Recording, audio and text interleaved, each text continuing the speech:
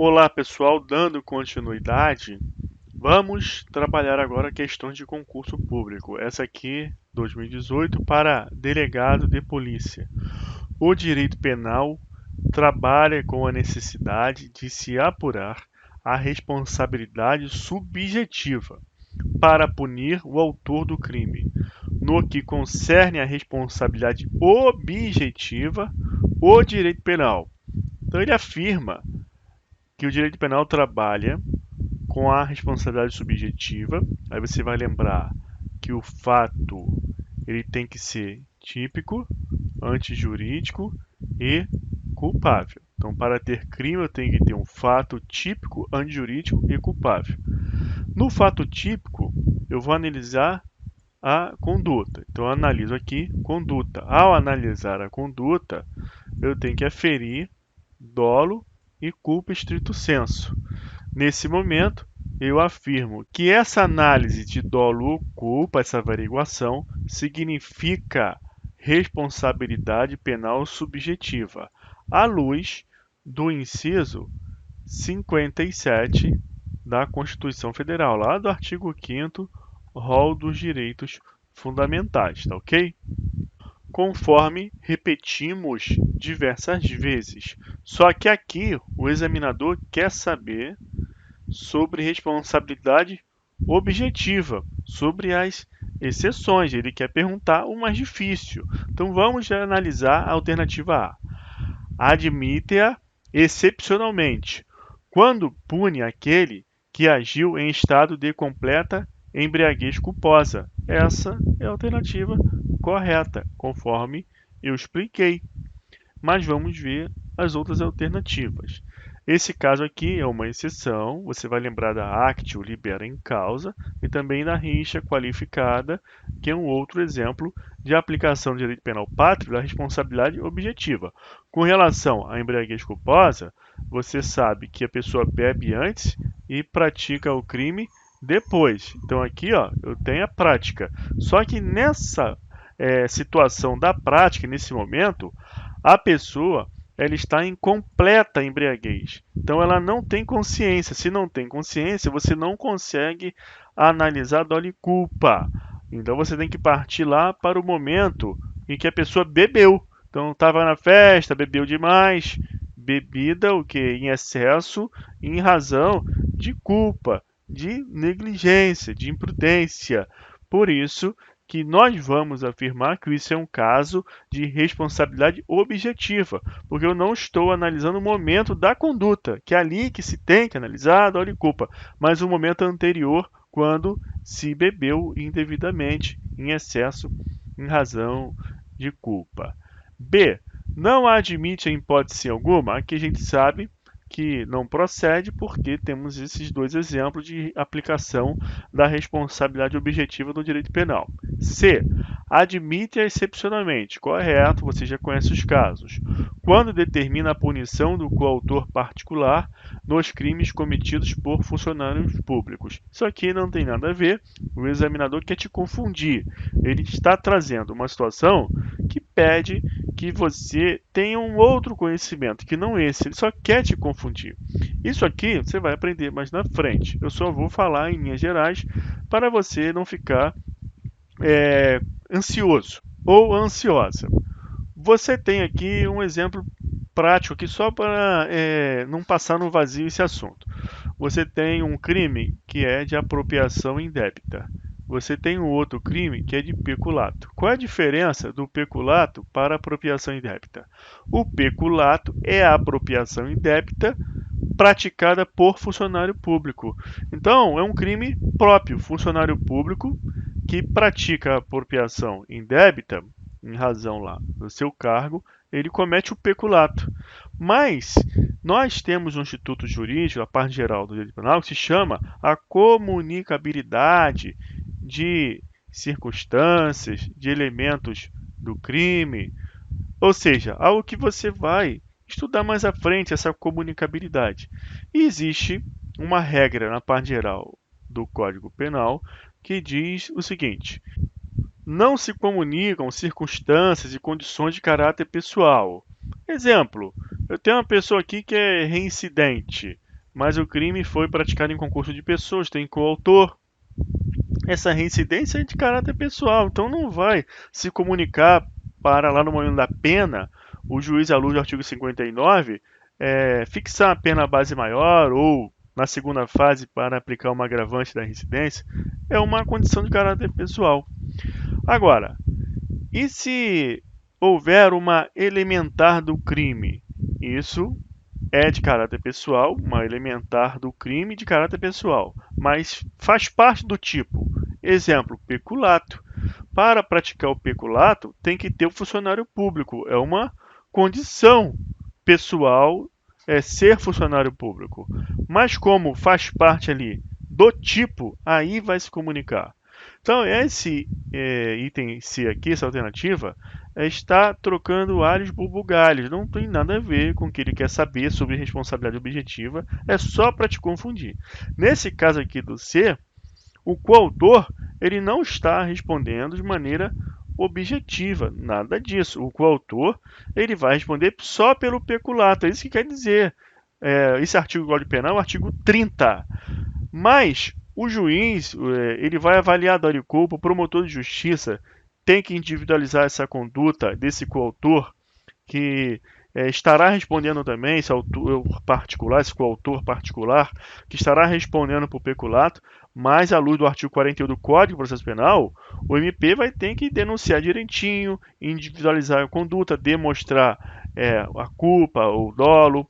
Tá ok, pessoal? D. Admite excepcionalmente? Correto, você já sabe. Quando que é admitido? Ate o libera em causa, na embriaguez e na rixa qualificada. Mas vamos ver se é isso que o D fala. Quando estabelece a figura dos garantes nos crimes comissivos por omissão. Eu falei que aqui não.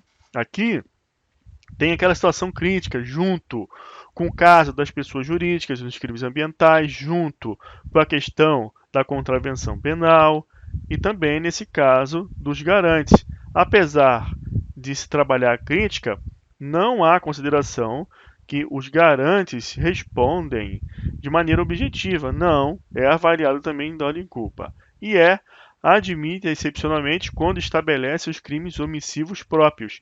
Aqui nada a ver, só para te confundir, fazendo um paralelo aqui com a D, nos crimes omissivos próprios, normal, a pessoa vai responder também, mas é preciso fazer a prova do dolo e culpa, lá na conduta, lá no fato típico. A diferença de crime omissivo próprio para esse D é que esse D aqui é praticado pelos garantes, então é chamado de omissivo impróprio.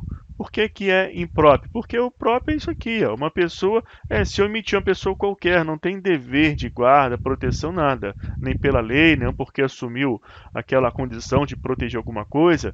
Naquele exemplo que eu dei, toma conta do meu filho aqui, que eu vou ali rapidinho, aí você assumiu a responsabilidade. Se você se omitir ali e aquela criança ali for atropelada, por exemplo, se estava no celular, você vai responder.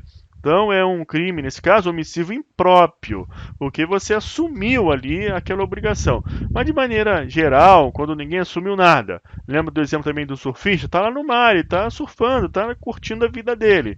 Tem alguém se afogando, tem um guarda-vida, um salva-vida, um guarda-mar, está lá na areia. O guarda-mar ele vai praticar um crime, eventualmente omissivo impróprio. O surfista não. No geral, ele pode praticar um crime omissivo próprio. Essa é a diferença. Aqui foi colocado para te confundir. Lembra disso? A resposta correta aqui então é a A. Eu coloquei aqui o artigo 137, que fala da rixa qualificada. Aqui também é um caso de exceção, segundo a doutrina, da regra, do princípio, no caso do direito penal, do princípio da culpabilidade na vertente da responsabilidade penal subjetiva. Na rixa qualificada, você vai observar aqui no parágrafo único que ocorre morte ou lesão corporal. Lá na aula anterior eu falei só em morte, mas lesão corporal grave, tá? Também é o caso aqui de se trabalhar a responsabilidade penal objetiva.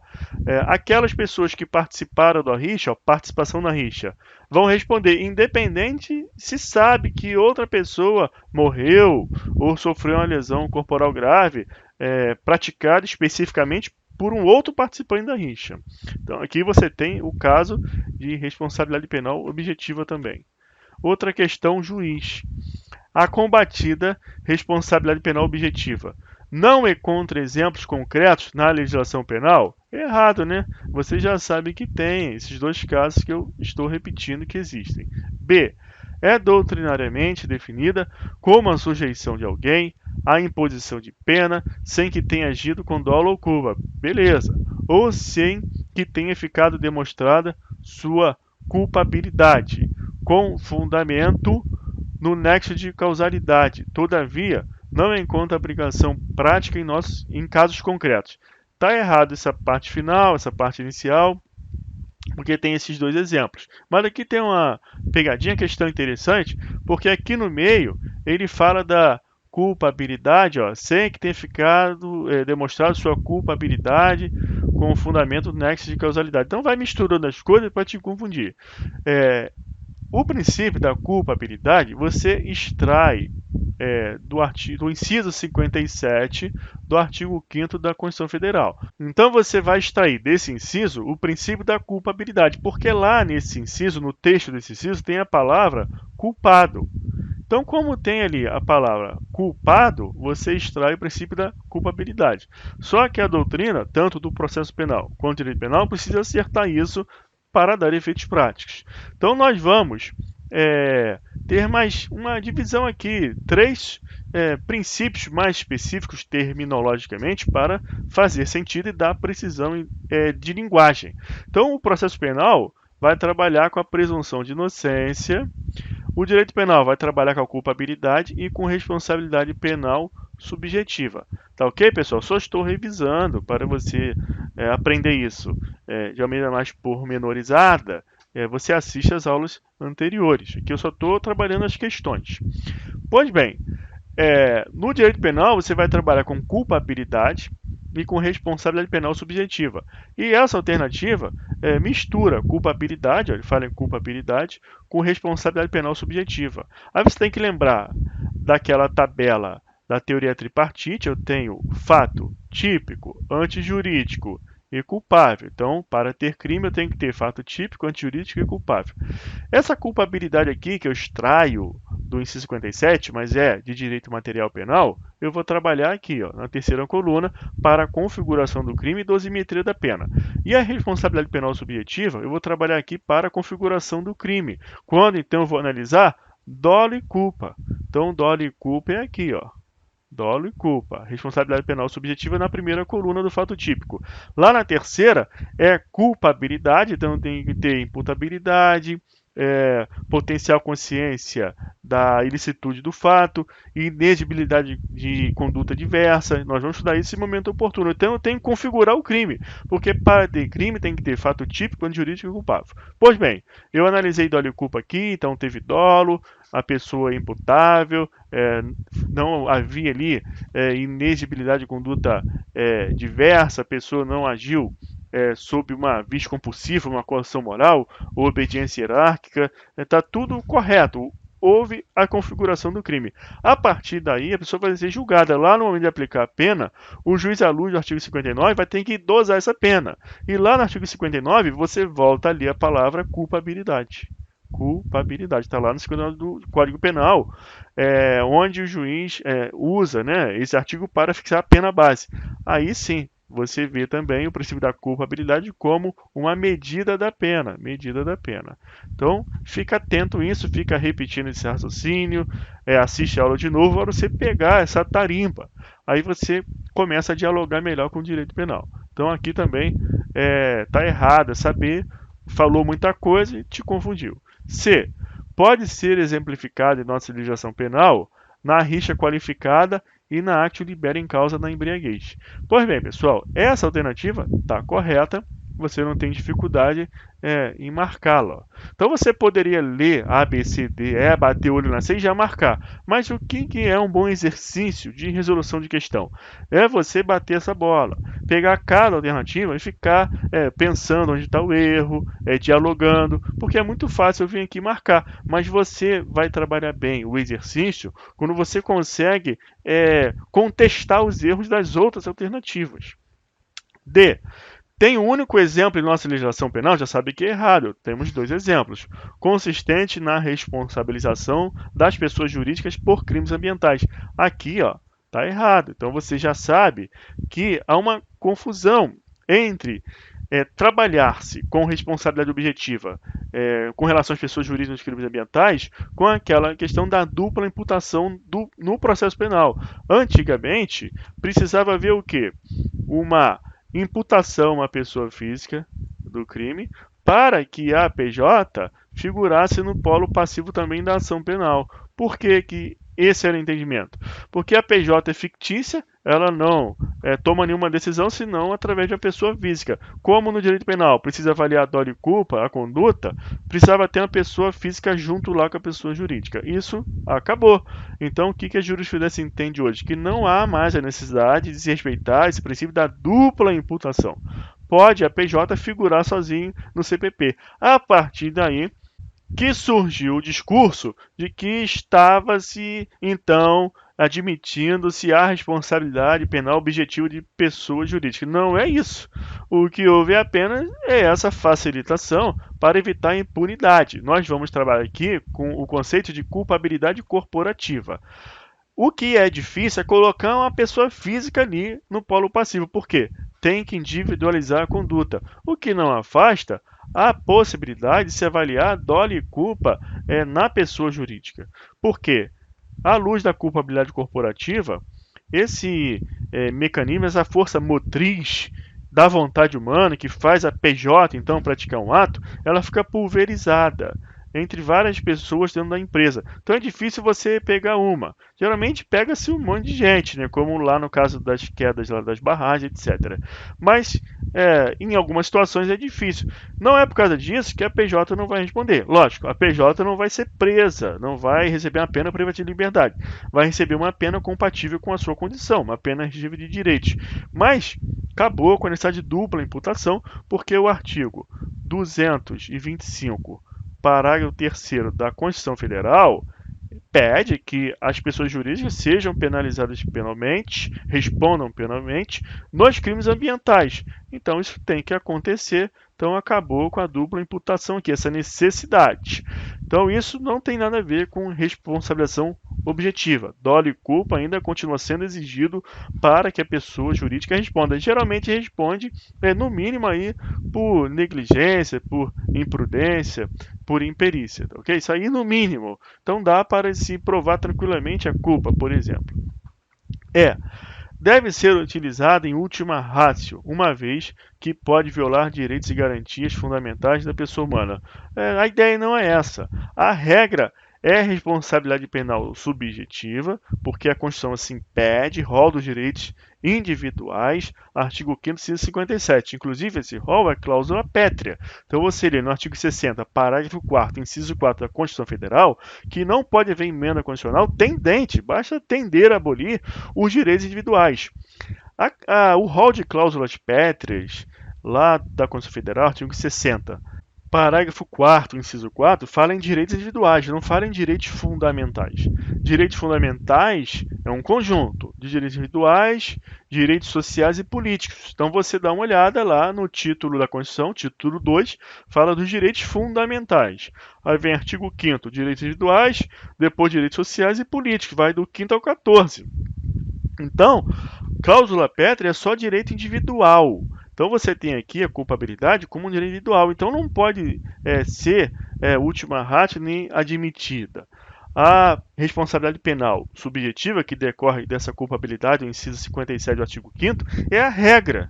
Essas hipóteses de responsabilidade objetiva são criticadas, existem, mas não é admitida como última ratio, entendeu? Não é nem admitida. Existe, mas é um defeito, tem que melhorar. Mas por enquanto, existe a lei, não tem outra forma melhor de se trabalhar com o que acontece, é cumprida e criticada, mas não se trabalha isso como uma admissão e última ratio, percebeu? Então, pessoal, vamos dar uma parada, ficar por aqui e na próxima aula faremos mais um bloco de questões sobre o princípio da culpabilidade no direito penal. Até lá, um abraço.